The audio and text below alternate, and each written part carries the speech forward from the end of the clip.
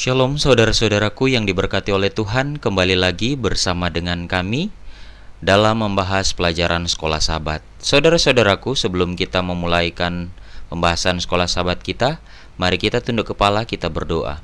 Bapa di surga, terpujilah namamu, terima kasih banyak untuk berkat-Mu bagi kami sampai pada saat ini. Kami akan mempelajari firman-Mu melalui pelajaran Sekolah Sabat. Kiranya Engkau menuntun kami, memberkati kami. Di dalam nama Yesus Kristus kami sudah berdoa dan mengucap syukur. Amin.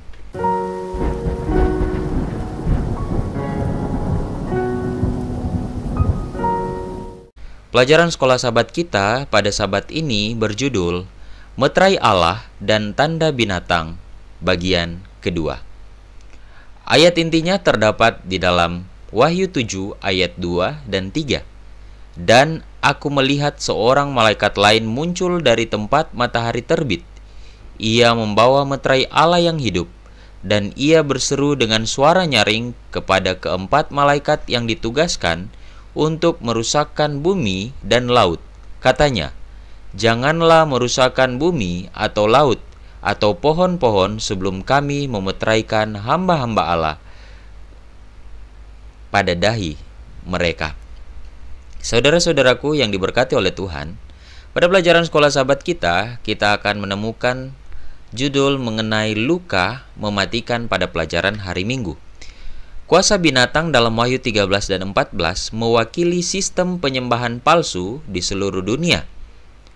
Berapa lamakah kekuatan ini akan mendominasi dunia keagamaan di abad-abad sebelumnya?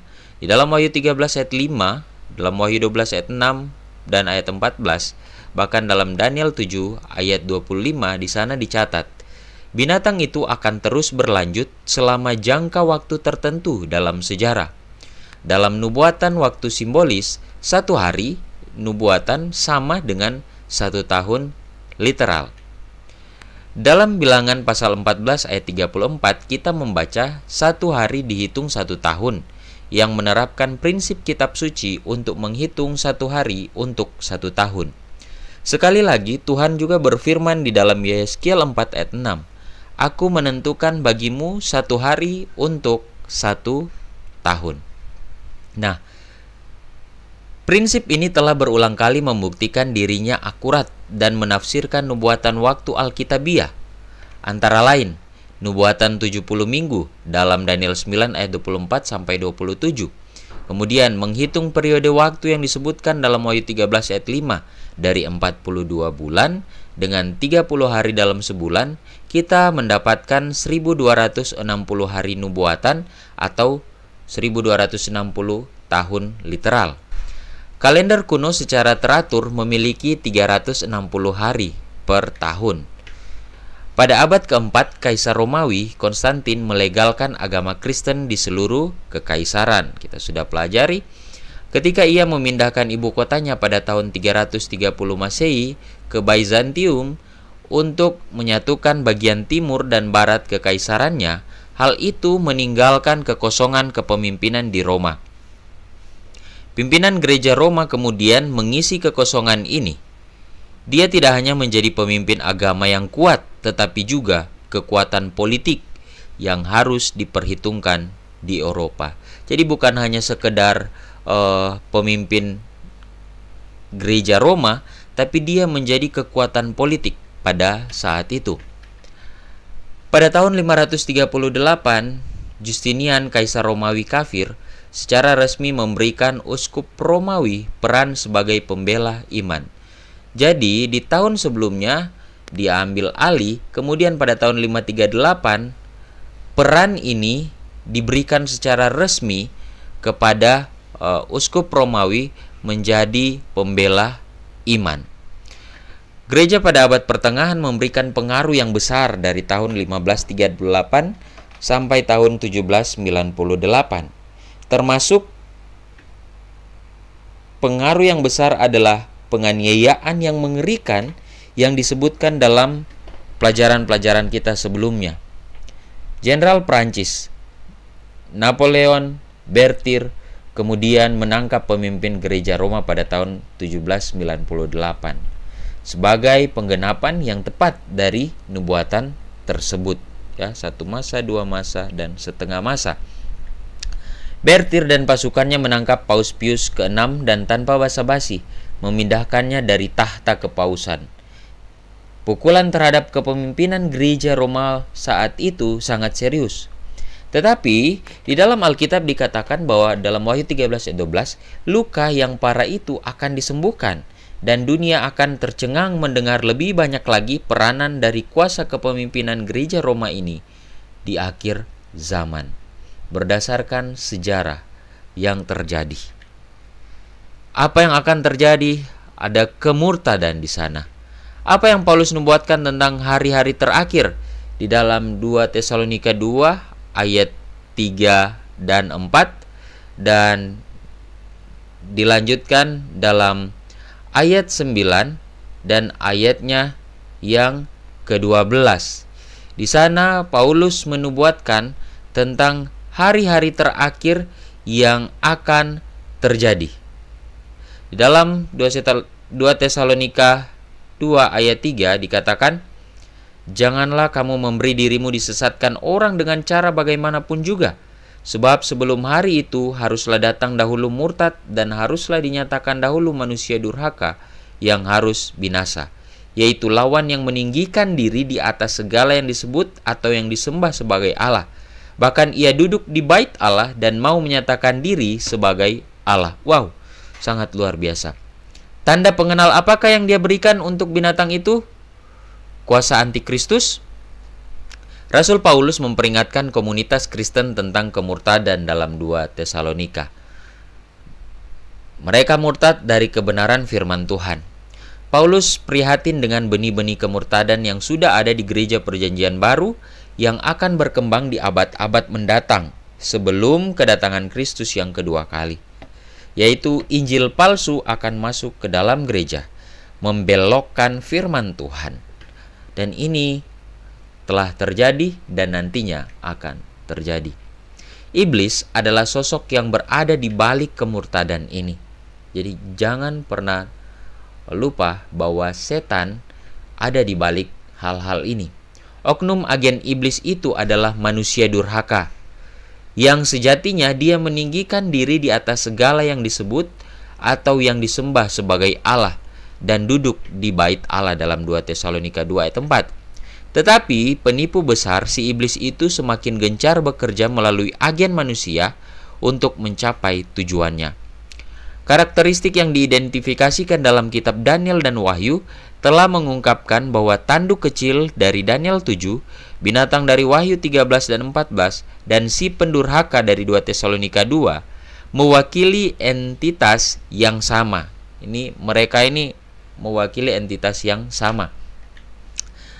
Seventh-day Adventist Bible Commentary Jilid 7 dikatakan sebuah perbandingan dengan nubuatan Daniel tentang kuasa penghujat yang menggantikan Roma kafir. Yohanes menggambarkan binatang itu seperti macan tutul, mengungkapkan banyak kesamaan antara 3 deskripsi. Yang pertama tanduk kecil, kuasa binatang, dan manusia durhaka. Ini membawa kita pada kesimpulan bahwa Daniel, Paulus, dan Yohanes yang menuliskan kitab-kitab ini berbicara tentang kuasa yang sama. Siapakah itu? Pemimpin gereja Roma. Saudara-saudaraku, sangat penting untuk diingat bahwa nubuatan kitab suci sedang menggambarkan sebuah sistem agama yang telah mengompromikan firman Tuhan, menggantikan Injil dengan tradisi manusia, dan menyimpang dari kebenaran Alkitabiah. Salah satu hal yang paling menonjol adalah mengenai penyembahan. Hari yang Tuhan khususkan adalah hari ke-7, hari Sabat, tapi banyak yang menyembah di hari pertama. Nubuatan-nubuatan ini diberikan oleh Allah dengan kasih yang luar biasa untuk mempersiapkan orang-orang bagi kedatangan Yesus. Mereka adalah yang menegur organisasi-organisasi keagamaan yang murtad dan yang telah menyimpang dari firman Tuhan, meskipun belum tentu dengan orang-orang di dalamnya. Jadi mereka ini tugasnya untuk menegur organisasi-organisasi keagamaan yang telah menyeleweng dari firman Tuhan. Walaupun belum tentu orang-orang di dalamnya tapi ada yang menyeleweng. Dalam Wahyu 18 ayat 4. Pekabaran mereka adalah menentang sistem yang telah menipu jutaan orang. Ya, ini pekabaran mereka. Dan meskipun sudah tertipu, namun orang-orang ini sangat dikasihi oleh Kristus juga, saudaraku. Oleh karena itu, orang-orang yang menantikan kedatangan Yesus kedua kali harus memperlakukan mereka sebagaimana mestinya. Kita tidak bisa menjudge mereka. Yang bisa kita lakukan adalah mendoakan mereka, memberitahukan kepada mereka, tapi tidak menjudge mereka sebagai orang yang tidak bisa diselamatkan, ya. Karena mereka ini adalah orang-orang yang telah tertipu dan mereka juga dikasihi oleh Yesus. Bagaimana strategi terakhir dari setan? Ya, penipuan terakhir yang kita pelajari pada pelajaran yang lalu. Survei mengungkapkan kurangnya kepercayaan yang mendalam pada lembaga dan pemerintahan, bukan? Sampai saat ini. Bahkan kalau kita lihat di dalam berita, kadangkala mengenai lembaga kepolisian, kadangkala kita sangat prihatin, ya. Banyak hal-hal yang bahkan kalau mau dibilang sudah ada orang-orang yang mengatakan bahwa sudah tidak bisa dipercaya lagi lembaga-lembaga. Dan itu juga terjadi pada lembaga keagamaan. Jutaan orang bertanya-tanya, di mana ada seseorang yang secara moral cocok untuk memimpin dunia?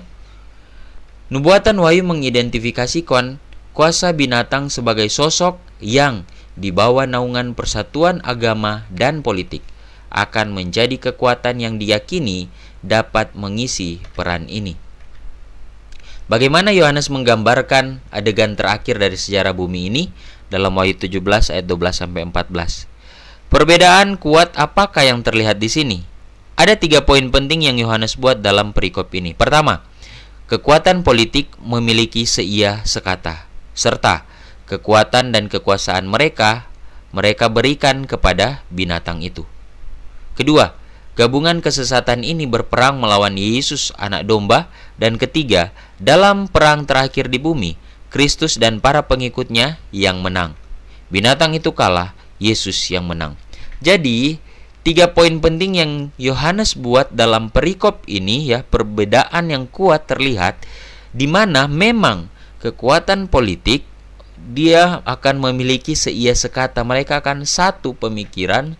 Kemudian kekuatan dan kekuasaan mereka berikan kepada binatang ini untuk memerintah. Dan kedua, mereka ini gabungan dari kesesatan ini, mereka akan berperang melawan Yesus sebagai anak domba. Tapi yang ketiga, sebagai kekuatan bagi kita bahwa dalam peperangan itu Kristus dan para pengikutnya yang akan menang. Mereka akan kalah. Saudara-saudaraku, strategi apa yang mungkin digunakan setan untuk menyatukan bangsa-bangsa? Pertama, sejarah sering berulang, bukan? Kita menemukan pelajaran berharga dari runtuhnya Kekaisaran Romawi. Ketika invasi Jermanis dari utara menghancurkan Eropa Barat, dalam sejarah, Kaisar Romawi Konstantin beralih mengikuti agama Kristiani. Nah, otoritas gereja dikombinasikan dengan kekuatan negara menjadi instrumen yang sangat dibutuhkan oleh Konstantin. Dia kombinasikan kekuatan dan negara dan otoritas gereja menjadi instrumen yang sangat dibutuhkan oleh Konstantin tersebut. Kedua, penguatan terus-menerus pada pemeliharaan kesucian hari Minggu. Di abad keempat adalah langkah politik dan agama yang diperhitungkan untuk menyatukan kekaisaran pada saat krisis. Akan terjadi krisis yang besar. Konstantin ingin kerajaannya bersatu dan gereja Romawi menginginkannya bertobat, dalam tanda kutip, ya. Nah, sejarawan terkenal Arthur Weigel menyatakan dengan jelas dalam bukunya The Paganism in Our Christianity, dia katakan begini: gereja menjadikan hari Minggu suci. Sebagian besar karena itu adalah perayaan mingguan matahari, karena merupakan kebijakan Kristen yang pasti untuk mengambil alih perayaan-perayaan kafir yang disenangi oleh orang-orang secara tradisi dan memberi perayaan itu makna Kristen. Betapa berbahayanya tulisan ini dinyatakan bahwa gereja menjadikan hari Minggu hari yang suci. Luar biasa bukan? Ini yang ditemukan oleh seorang sejarawan terkenal, Arthur Weigel. Pada saat krisis besar, ketika seluruh dunia ciut, terluka, dan ketakutan, orang akan sangat membutuhkan seseorang untuk membawa stabilitas dan perlindungan, bukan? Ini yang akan nantinya juga terjadi. Ketika semua terjadi krisis yang besar, orang butuh siapa yang bisa menolong mereka. Bahkan beberapa tahun yang lalu, ketika ada pandemi dan lain sebagainya, berbagai macam hal orang lakukan supaya bisa ditolong dan lain sebagainya. Beginilah tirani muncul di masa lalu, dan tidak ada alasan untuk berpikir bahwa itu tidak bisa terjadi lagi. Jadi yang lalu sudah pernah terjadi, dan tidak ada alasan kalau itu tidak akan terjadi lagi. Pasti akan terjadi. Dan kalau kita melihat sejarah dunia, itu sudah semakin kelihatan. Menurut ramalan, sesuatu akan menyebabkan peristiwa-peristiwa terakhir ini. Meskipun sulit untuk mengetahui bagaimana semua ini bisa terungkap, dunia telah melihat bagaimana perubahan bisa terjadi dan juga sangat cepat, bukan? Teknologi dan lain sebagainya. Meskipun kita tidak tahu detail tentang apa yang akan datang, kita harus siap untuk apapun yang datang. Yang keempat adalah tanda binatang. Di manakah tanda binatang itu ditempatkan? Kalau kita lihat dalam Ulangan 6 ayat 8, Ulangan 11 ayat 18. Kita bisa lihat di sana kemudian, apakah dua ciri-ciri yang membedakan umat Allah dari mereka yang menerima tanda binatang? Saudara-saudaraku, satu kelompok menyembah binatang itu, dan satu lagi yang menuruti perintah-perintah Allah, atau termasuk juga hukum yang keempat, satu perintah yang ingin diubah oleh kuasa binatang itu, dan memiliki iman kepada Yesus. Itulah perbedaannya. Ya. Perbedaannya. Kemudian, bekerja melalui binatang dari dalam laut dan dari dalam bumi, setan mencoba untuk melemahkan otoritas Allah dengan menyerang inti penyembahan, yaitu hari Sabat. Di hari Sabat, tanda peringatan antara manusia dan Allah sebagai pencipta. Dan inilah yang akan diserang oleh setan. Itulah sebabnya kadangkala orang bilang, sama aja dan lain sebagainya. Tuh masih bisa ini. Kita sudah berkompromi pada saat ini. Saudaraku, tidak salah firman Tuhan katakan, bagaimana mungkin kita akan dipercayakan untuk hal-hal yang besar, kalau hal-hal yang kecil saja kita tidak bisa.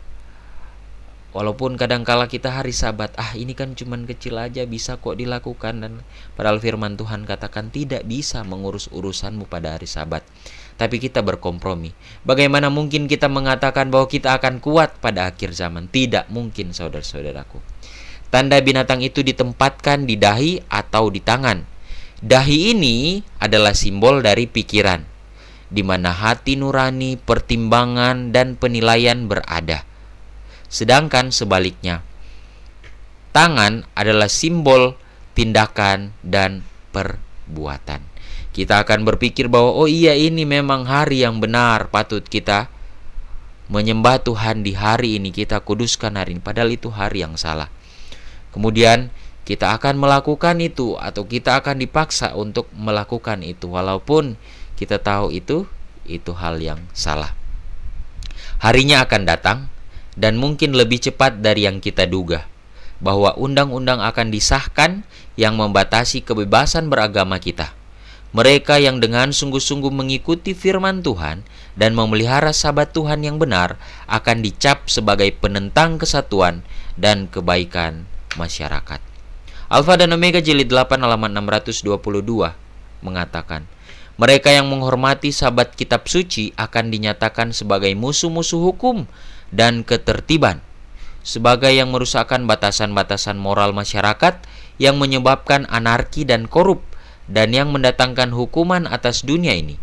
Penurutan mereka yang sungguh-sungguh akan dinyatakan sebagai sifat keras kepala, kedegilan dan penghinaan kepada penguasa.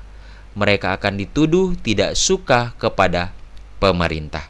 Saudara-saudaraku, ketika itu terjadi, maka kita akan difitnah. Ada pemimpin agama yang akan menyatakan bahwa dunia ini semakin jahat, kita harus bersatu, dan lain sebagainya. Tapi ketika mereka melihat ada sekelompok kecil umat-umat Tuhan yang tetap setia tidak mau ikut, mereka akan mulai. Itu loh, masih ada yang belum mau bersatu dengan kita, sehingga masih tetap terjadi hal ini. Bisa jadi seperti itu. Itulah sebabnya kita harus kuat. Sekalipun kita nanti dianiaya, kita disiksa, tapi jaminan kemenangan Tuhan telah berikan bagi kita. Di dalam The American Catholic Quarterly Review dikatakan begini. Gereja Roma mengklaim bahwa hari Minggu adalah tanda, meterai otoritas gerejawinya. Tentu saja gereja Roma mengklaim bahwa perubahan itu adalah ulahnya, dan tindakan itu merupakan tanda kekuasaan dan wewenang gerejawinya dalam masalah agama. Padahal yang berhak adalah Allah, tapi gereja mengambil otoritas Allah. Inilah yang dikatakan. Kitab Wahyu meramalkan bahwa di masa depan, menubuatkan bahwa di masa depan, pada saat krisis internasional, dunia kita akan menghadapi semacam transformasi politik, sosial, agama, dan moral yang radikal, di mana pemeliharaan hari Minggu akan dipaksakan dan kemudian akan menjadi tanda binatang. Itulah sebabnya saudara-saudaraku, ini yang saya katakan bahwa dalam hal-hal saat ini, hal kecil di hari Sabat, kita mulai berkompromi. Tetapkan saya masih ini walaupun begini. Begini, yang penting hari Sabat saya masih. Tidak bisa, saudara-saudara. Kita harus secara totalitas beribadah fokus di hari Sabat. Karena bagaimana mungkin kita akan bisa menghadapi perubahan yang sangat radikal ini, bahkan dianiaya. Mana mungkin kita akan bertahan jika saat ini saja kita hanya diancam bahwa kita dipotong gajinya kalau tidak masuk hari Sabat. Tugas kita diperbanyak sehingga kita ketakutan dan lain sebagainya. Terus bagaimana dengan ancaman hukuman mati, disiksa? Pasti kita akan jatuh, saudaraku, kalau kita tidak punya kekuatan prinsip yang benar. Sekali lagi, bagaimana semua ini terungkap, kita belum diberitahu. Kitab suci hanya memberi kita garis besar, tetapi cukup untuk menunjukkan kepada kita bahwa pertentangan besar akan mencapai klimaks seputar masalah penyembahan binatang atau pencipta, dan bahwa Sabat hari ke-7 akan memainkan peran sentral. Ini loh orang-orang yang menyembah di hari Sabat. Ada yang masih menentang, tidak mau bersatu. Persatuan gereja-gereja, padahal bukan seperti itu, saudara-saudaraku. Kembali kepada firman Tuhan. Ada ujian Sabat. Bukankah ujian Sabat ini sudah kita alami saat ini? Anak-anak sekolah, yang bekerja, orang-orang tua, dan lain sebagainya. Ada kemungkinan saat sekarang ini panggung sedang disiapkan untuk penganiayaan yang akan datang. Pada tanggal 6 Juni 2012, Paus Benediktus XVI membuat seruan mendesak ini kepada lebih dari 15.000 orang yang berkumpul di lapangan Santo Petrus di Roma, bahwa hari Minggu harus menjadi hari istirahat bagi semua orang, sehingga orang dapat bebas untuk berkumpul dengan keluarga mereka dan bersama Tuhan. Dengan membela hari Minggu, seseorang membela kebebasan manusia. Wah, seruan ini sudah disampaikan, hanya mungkin sekarang belum ditegaskan. Tapi itu akan ditegaskan kembali dan bahkan akan segera dilakukan. Ini tentu saja tidak sama dengan menuntut agar orang lain memelihara hari ini yang bertentangan dengan Sabat Alkitabiah. Tetapi ini menunjukkan bahwa gagasan hari Minggu sebagai hari istirahat, yang seharusnya Alkitab katakan hari Sabat hari ke-7 adalah hari peristirahatan, jelas merupakan masalah nyata, saudaraku. Cepat atau lambat hukum akan disahkan, dan mereka yang dengan sungguh-sungguh mengikuti firman Tuhan dan memelihara Sabat yang benar akan dicap sebagai pemberontak, penentang, kepentingan terbaik masyarakat. Dalam masa krisis seperti ini, umat Allah yang setia akan dengan kasih karunia-Nya dan melalui kuasa-Nya berdiri teguh dalam keyakinan mereka untuk mengikutinya. Mereka tidak akan menyerah pada tekanan. Sekalipun ditekan, disiksa, dipaksa, tapi umat Allah yang setia dan kesetiaan itu sudah ada sejak saat ini, mempertahankan kesetiaan itu, tidak akan pernah menyerah pada tekanan ini. Berbeda dengan tanda binatang, orang-orang yang setia pada hukumnya akan menerima meterai Allah. Meterai digunakan pada zaman kuno untuk membuktikan keaslian dokumen resmi. Kita kemudian akan berharap untuk menemukan meterai Allah tertanam dalam hukumnya. Meterai kuno adalah tanda individual yang khas. Nabi Yesaya berkata, "Aku harus menyimpan kesaksian ini dan memeteraikan pengajaran ini di antara murid-muridku." Yeremia 8 ayat 16. Saudara-saudaraku, sama halnya kita bangsa Indonesia. Tanda kita, meterai kita adalah bendera merah putih. Kemanapun kita pergi dan berada dalam situasi apapun, ketika kita bawa bendera merah putih ini, maka kita tetap dikatakan sebagai bangsa Indonesia, negara Indonesia. Karena itu tanda kita. Tapi dimanapun kita berada, kalau kita putar bendera ini menjadi putih merah, kita tidak akan dibilang orang Indonesia, atau itu bukan bendera Indonesia. Karena merah putih adalah tanda bahwa itu adalah negara Indonesia. Sama halnya kita.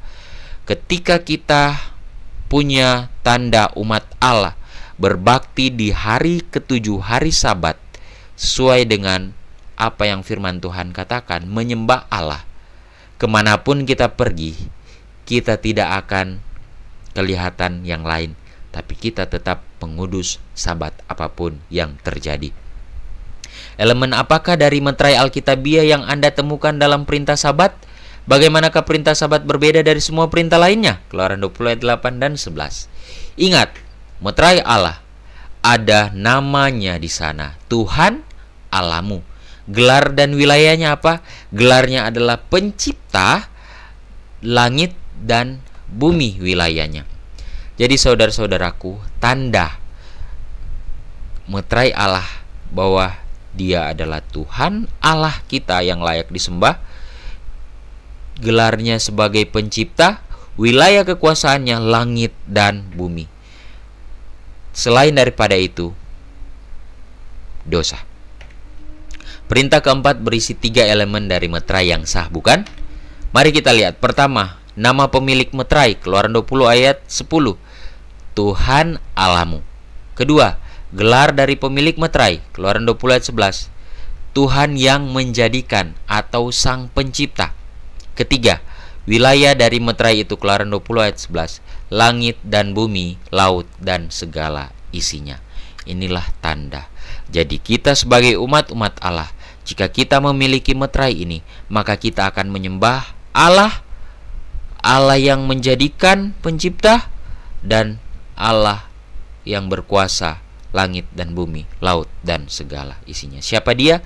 Allah yang hidup, yang berdasarkan firman Tuhan. Menurut Wahyu 7 ayat 1 dan 2, meterai Allah ditempatkan hanya pada dahi kita, sebuah simbol dari pikiran kita. Itulah sebabnya kenapa dalam hukum yang keempat, dalam 10 hukum dikatakan ingat. Karena itu akan dimeteraikan. Artinya meteraikan itu dalam pikiran kita. Ingat bahwa hari Sabat, hari ke-7 kita mau menyembah Tuhan, bukan hal yang lain. Yesus menghormati kebebasan kita untuk memilih, bukan? Dia mengundang kita untuk membiarkan Dia membentuk pikiran kita dengan Roh Kudus-Nya, sehingga kita tidak dapat dipindahkan dari jangkar iman kita dalam firman Tuhan. Efesus 4 ayat 30.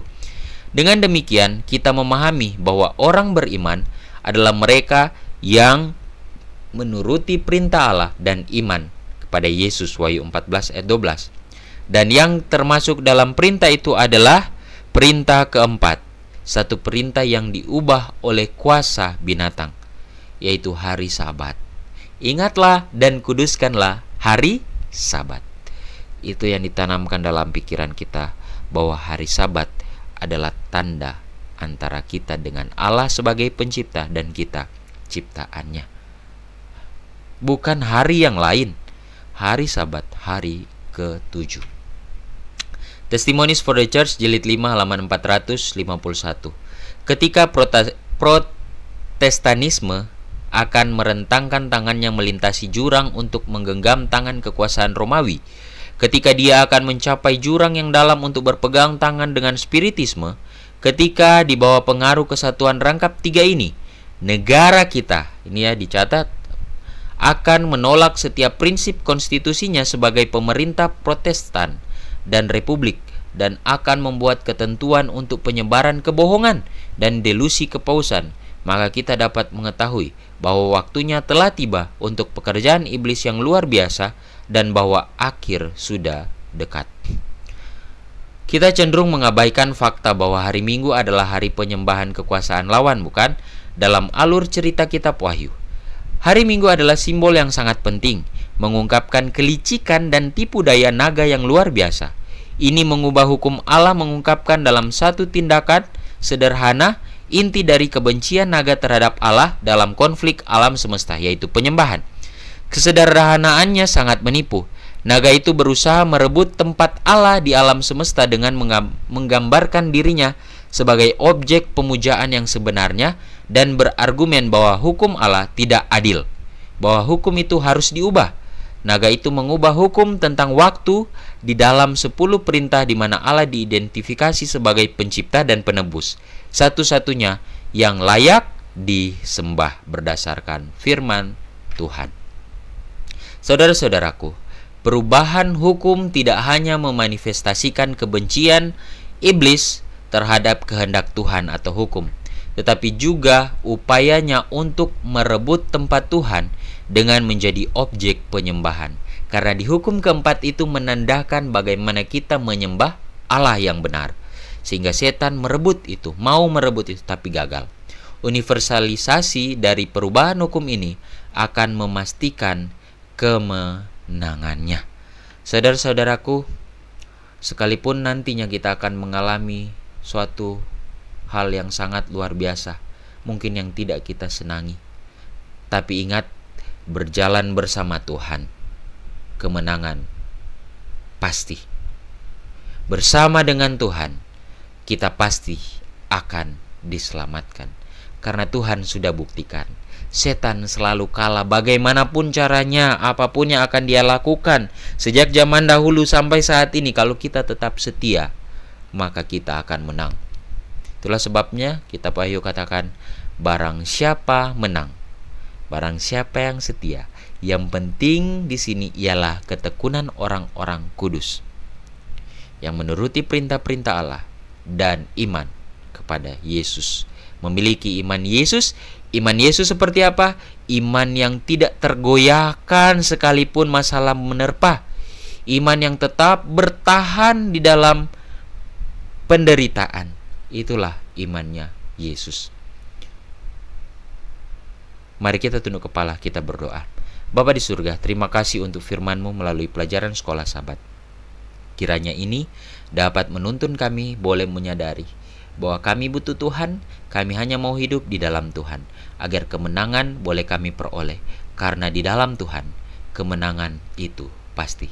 Berkati para pemirsa dimanapun mereka berada Tuhan, dalam nama Yesus Kristus kami sudah berdoa dan mengucap syukur. Amin. Kiranya Tuhan memberkati kita semua.